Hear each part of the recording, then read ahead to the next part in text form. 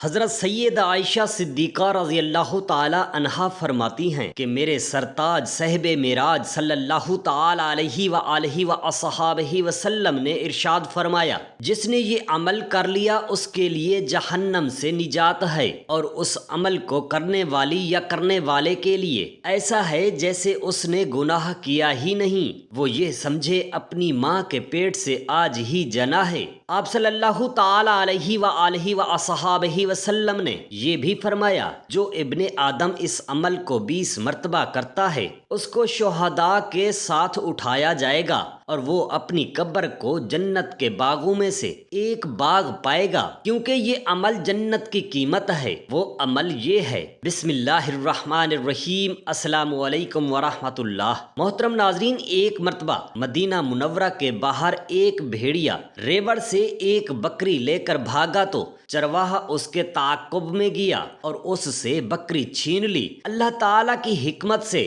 وہ بھیڑیا انسانی زبان میں بولنے لگا۔ ایک چرواہا بھیڑیے نے کہا، اللہ تعالیٰ نے مجھے رزق دیا تھا اور تم نے اسے چھین لیا۔ چرواہا حیران ہو کر کہنے لگا، تعجب ہے، بھیڑیا بھی انسانی زبان میں بات کرتا ہے۔ بھیڑیے نے کہا، یہ کوئی تعجب کی بات نہیں، بلکہ اس سے بھی تعجب بھری بات تو یہ ہے، وہ زندوں اور مردوں کے حالات خوب جانتا ہے، اور تعجب کی بات تو یہ ہے کہ ایک شخص کریم مدینہ منورہ کے سنگستان اور نخلستان کے درمیان گزشتہ اور آئندہ کی خبریں دے رہا ہے اور تم اس کی تصدیق نہیں کرتے۔ اس کے بعد وہ چرواہا جو یہودی تھا حضور اقدس صلی اللہ تعالی علیہ وآلہ وسلم صادق مسلم کے پاس آیا اور بھیڑیے کے کلام کرنے کا قصہ بیان کیا۔ آپ صلی اللہ تعالی علیہ وآلہ وسلم نے فرمایا، یہ قیامت کی نشانیوں میں سے ایک نشانی ہے۔ بہت جلد وہ وقت آنے والا ہے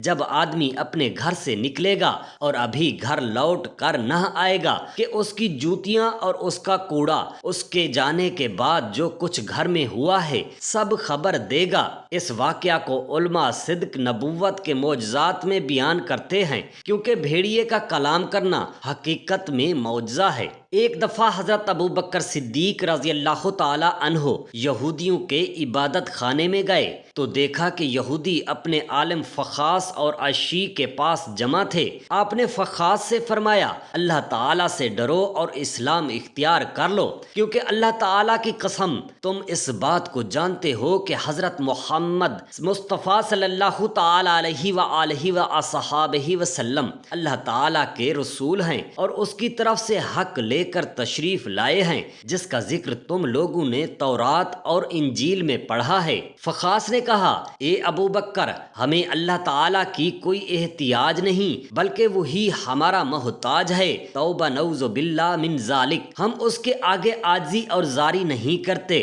جس طرح وہ ہمارے آگے عاجزی اور زاری کرتا ہے۔ ہم اس سے بے نیاز ہیں اور وہ ہم سے بے نیاز نہیں ہے۔ اگر وہ ہم سے بے نیاز ہوتا تو ہم سے قرض طلب نہ کرتا، جیسا کہ تمہارے دوست کا دعویٰ ہے۔ وہ ہمیں سود سے منع کرتا ہے اور خود وہی سود ہمیں دیتا ہے، اور اگر وہ ہم سے بے نیاز ہوتا تو ہمیں سود نہ دیتا۔ اس کے یہ گستاخانہ کلمات سن کر حضرت ابو بکر صدیق رضی اللہ تعالی عنہ کو جلال آ گیا اور آپ نے اس کے منہ پر زور سے ایک تھپڑ دے مارا اور فرمایا، اس ذات مقدس کی قسم جس کے دست قدرت میں میری جان ہے، اگر ہمارے اور تمہارے درمیان عہد و پیمان نہ ہوتا تو میں تمہارا سر اڑا دیتا۔ فخاص حضور اقدس صلی اللہ تعالی علیہ وآلہ وسلم کی خدمت اقدس میں حاضر ہوا اور کہا، اے محمد مصطفیٰ صلی اللہ تعالی علیہ وآلہ وسلم، دیکھو آپ کے دوست نے میرے ساتھ کیسا سلوک کیا ہے۔ آپ نے حضرت ابو بکر صدیق رضی اللہ تعالی عنہ سے پوچھا، یہ ماجرا کیا ہے، تم نے کیا کیا، اس کا کیا سبب تھا؟ انہوں نے عرض کی، یا رسول اللہ صلی اللہ تعالی علیہ وآلہ وسلم، اس دشمن خدا نے بہت نازیبا بات کہی۔ اس نے کہا، اللہ تعالی ہمارا محتاج ہے اور یہ لوگ اس سے غنی ہیں۔ اس پر مجھے غصہ آ گیا اور میں نے اس کے منہ پر تھپڑ مار دیا۔ فخاص نے کہا کہ میں نے تو ایسا نہیں کہا تھا۔ اللہ تعالی نے اس کی تردید کی اور حضرت ابو بکر صدیق رضی اللہ تعالی عنہ کی تصدیق میں یہ آیات مقدسہ نازل فرمائیں۔ ارشاد باری ہے ترجمہ، اللہ نے ان لوگوں کی بات سن لی جنہوں نے کہا کہ اللہ تو محتاج ہے اور ہم بے نیاز ہیں، یعنی زیادہ مالدار ہیں۔ ہم ابھی لکھتے ہیں ان کے اس قول کو اور ان کے ناحق قتل انبیاء کے جرم کر کے، اور ان سے کہیں گے چکھو جلا دینے والے عذاب کو۔ حضرت امام ظہری سے روایت منقول ہے کہ حضور اقدس صلی اللہ تعالی علیہ وآلہ وسلم مدینہ منورہ میں تشریف لائے تو ابو یاسر یہودی آپ کی خدمت اقدس میں حاضر ہوا۔ اس نے کچھ دیر آپ کی گفتگو سنی اور واپس جا کر اپنی قوم سے کہنے لگا، ایک قوم میری بات تسلیم کر لو، خدا تعالیٰ کی قسم تمہارے پاس وہی نبی آخر الزمان تشریف لا چکے ہیں جن کا تم انتظار کر رہے تھے، تم ان کی اطاعت کر لو اور دغا بازی سے باز آ جاؤ۔ یاسر بن اخطب یہودی قبائل کا سردار تھا، اس نے بھی اپنے بھائی کی باتیں سن کر حضور اقدس صلی اللہ تعالی علیہ وآلہ وسلم کی بارگاہ اقدس میں حاضری دی اور واپس آ کر اپنی قوم سے کہنے لگا، میں تو اس شخص کا ہمیشہ دشمن رہوں گا۔ ابو یاسر نے اسے بہت سمجھایا اور یہاں تک کہا کہ تم میری صرف یہی بات مان لو، اس کے بعد ساری زندگی میری کوئی بات نہ ماننا، اس نبی آخر الزمان پر ایمان لے آؤ۔ اس ازلی بد نصیب نے جواب دیا، اللہ تعالیٰ کی قسم میں کبھی تمہاری اطاعت نہیں کروں گا۔ چنانچہ وہ اسلام کی دشمنی میں خود بھی غرق ہو گیا اور اپنی قوم کو بھی غرق کروا دیا۔ یہودی قبائل کے سردار جی بن اخطب کی بیٹی حضرت صفیہ رضی اللہ تعالی عنہا نے حضور اکرم صلی اللہ تعالی علیہ وآلہ وسلم کے نکاح میں داخل ہونے کا شرف حاصل کیا۔ آپ اپنا چشمدید واقعہ بیان فرماتی ہیں کہ میں اپنے ابا ابن اخطب اور چچا ابو یاسر کی آنکھوں کا تارا تھی جب رسول خدا صلی اللہ تعالی علیہ وآلہ وسلم ہجرت فرما کر قباء میں تشریف لائے تو ان دونوں نے آپ سے ملاقات کی۔ غروب آفتاب کے بعد واپس آئے تو بہت زیادہ افسردہ دکھائی دے رہے تھے۔ میں حسب معمول ان کے استقبال کے لیے آگے بڑھی، لیکن ان دونوں نے میری طرف کوئی توجہ نہ دی۔ اس وقت میں نے سنا میرا چچا ابو یاسر کہہ رہا تھا، کیا یہ وہی ہیں؟ میرے باپ اخطب نے کہا، ہاں یہ وہی ہیں۔ اس نے پوچھا، کیا تم نے ان کی صفات اور علامات کے ذریعے پہچان لیا ہے؟ میرے باپ نے کہا، ہاں خدا کی قسم میں نے اسے پہچان لیا ہے۔ اس نے کہا، پھر تمہارا کیا خیال ہے؟ میرے باپ نے کہا، خدا کی قسم میں جب تک زندہ رہوں گا ان سے دشمنی کرتا رہوں گا۔ یہودی کا 1000 پر بھاری پہلوان مرحب اسی قلعہ نعم میں موجود تھا اور مسلمانوں کے خلاف خوب داد شجاعت دے رہا تھا۔ حضور نبی اکرم صلی اللہ تعالی علیہ وآلہ وسلم 1-2 روز درد شقیقہ کی وجہ سے میدان میں جنگ میں نہ نکلے اور قیادت حضرت صدیق اکبر رضی اللہ تعالی عنہ کو عطا فرمائی۔ پھر دوسرے روز حضرت فاروق اعظم رضی اللہ تعالی عنہ پرچم لے کر نکلے، مگر قلعہ کسی طرح بھی فتح نہیں ہو رہا تھا۔ پھر ایک دن رسول اللہ صلی اللہ تعالی علیہ وآلہ وسلم نے فرمایا، کل میں پرچم ایک ایسے شخص کو دوں گا جس کے ہاتھ پر اللہ سبحانہ و تعالی فتح عطا فرمائے گا۔ وہ اللہ تعالی اور اس کے رسول کا محبوب ہے، اللہ اور اس کا رسول اس کے محبوب ہیں۔ یہ ارشاد عالی شان سن کر تمام مجاہدین اسلام ساری رات اس سعادت کے حصول کی دعا کرتے رہے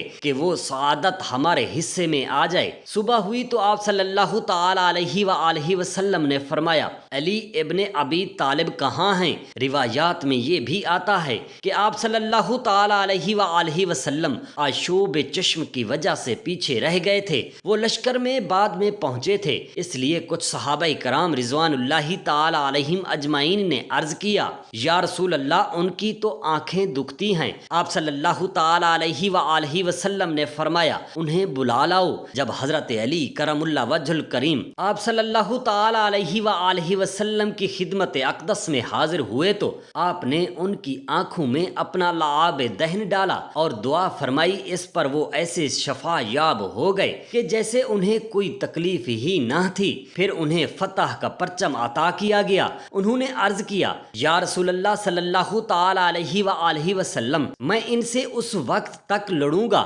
کہ وہ ہمارے جیسے ہو جائیں۔ آپ صلی اللہ تعالی علیہ وآلہ وسلم نے فرمایا اطمینان سے جاؤ، ان کے میدان میں اترو، انہیں اسلام کی دعوت دو اور اللہ سبحانہ و تعالی کے حقوق سے آگاہ کرو۔ اللہ کی قسم اگر تمہارے ذریعے اللہ تعالیٰ ایک آدمی کو بھی ہدایت عطا کر دے تو یہ تمہارے لیے سرخ اونٹوں سے بھی بہتر ہے۔ حضرت علی کرم اللہ وجہ الکریم لشکر اسلام کو لے کر میدان جنگ میں اترے اور یہودیوں کو اسلام کی دعوت دی، جسے ان شکی القلب لوگوں نے مسترد کر دیا۔ اپنے سربراہ مرحب کی قیادت میں مسلمانوں کے مد مقابل ہو گئے۔ مرحب تکبر و غرور سے اتراتا ہوا میدان جنگ میں آیا اور پکار کر کہنے لگا، خیبر کو معلوم ہے کہ میں مرحب ہوں، ہتھیار پوش، بہادر اور تجربہ کار ہوں۔ جب جنگ زوروں پر ہوتی ہے اس کے مقابلے میں حضرت عامر بن عقو نمودار ہوئے اور فرمایا، خیبر جانتا ہے کہ میں عامر ہوں، ہتھیار پوش ہوں، شہ زور اور بہادر ہوں۔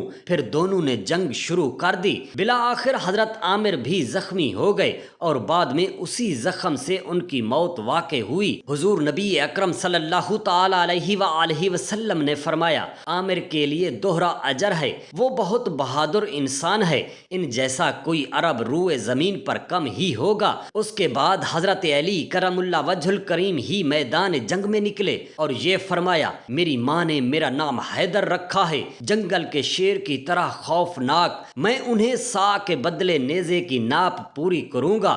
آپ نے اس جلال کے ساتھ تلوار چلائی کہ مرحب پیوند خاک ہو گیا۔ روایات میں آتا ہے کہ تلوار حیدری نے اس کے خود کو کاٹا، پھر مغز اور سر کو چیرا، حتیٰ کہ دانتوں تک اتر آئی۔ تلوار کی آواز فوج تک پہنچ گئی۔ ایک روایت میں ہے کہ تلوار حیدری اس کے سارے جسم کو کاٹ کر گھوڑے کے ذہن تک پہنچ گئی۔ پھر حضرت علی کرم اللہ وجہ الکریم کے ہاتھوں ہی یہ قلعہ فتح ہوا۔ روایت میں آتا ہے کہ گھمسان کی جنگ میں حضرت علی کرم اللہ وجہ الکریم کی ڈھال کٹ کر گر پڑی تھی تو آپ رضی اللہ تعالی عنہ نے آگے بڑھ کر قلعہ نام یاقوم کا دروازہ اکھاڑ دیا اور کواڑ کو ڈھال بنا کر دشمنوں کی تلواریں روکتے رہے۔ یہ کواڑ اتنا بڑا اور وزنی تھا کہ بعد میں 40 یا 70 آدمی بھی اس کو نہ اٹھا سکے۔ دوران جنگ حضرت علی کرم اللہ وجہ الکریم ہی قلعہ نام کے قریب پہنچے تو اونچائی سے ایک یہودی نے پوچھا، تم کون ہو؟ آپ رضی اللہ تعالی عنہ نے بتایا، میں علی ابن ابی طالب ہوں۔ اس نے کہا، کتاب موسیٰ کی قسم، تم لوگ سر بلند ہوئے۔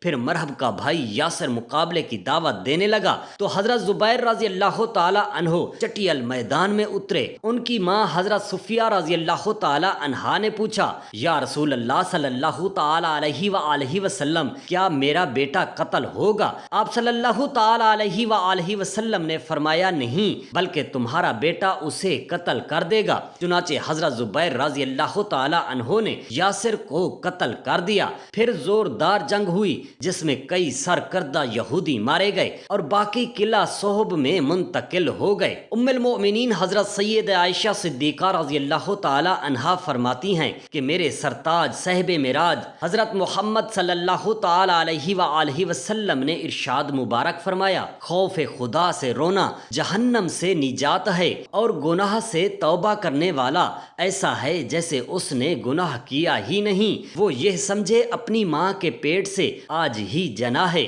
بارگاہ رسالت میں عرض کی گئی، یا رسول اللہ صلی اللہ تعالی علیہ وآلہ وسلم، کیا کسی کو شہداء کے ساتھ بھی اٹھایا جائے گا؟ ارشاد فرمایا، ہاں، موت کو جو دن اور رات میں 20 مرتبہ یاد کرتا ہو وہ شہداء کی صفوں میں سے اٹھایا جائے گا۔ حضرت سیدنا انس بن مالک رضی اللہ تعالی عنہ سے روایت ہے کہ حضور سرور انبیاء صلی اللہ تعالی علیہ وآلہ وسلم نے ارشاد فرمایا، دنیا سے بے رغبتی کا افضل طریقہ موت کی یاد ہے اور افضل عبادت آخرت کے بارے میں غور و فکر کرنا ہے۔ جسے موت کی یاد نے تھکا دیا وہ اپنی قبر کو جنت کے باغوں میں سے ایک باغ پائے گا۔ حضرت سیدنا انس بن مالک رضی اللہ تعالی عنہ روایت کرتے ہیں کہ اللہ سبحانہ و تعالی کے پیارے حبیب حضرت محمد صلی اللہ تعالی علیہ وآلہ وسلم نے ارشاد فرمایا، تم میں سے ہر شخص اپنے پروردگار سے اچھا گمان رکھتے ہوئے ہوئے مرے، کیونکہ اللہ سبحانہ و تعالی سے حسن زن جنت کی قیمت ہے۔ اللہ تبارک و تعالی سے دست ادب دعا ہے میرے تمام مسلمان بہن بھائیوں کے اللہ پاک گناہ معاف فرمائے، آمین یا رب العالمین، جزاک اللہ خیرن کثیرا۔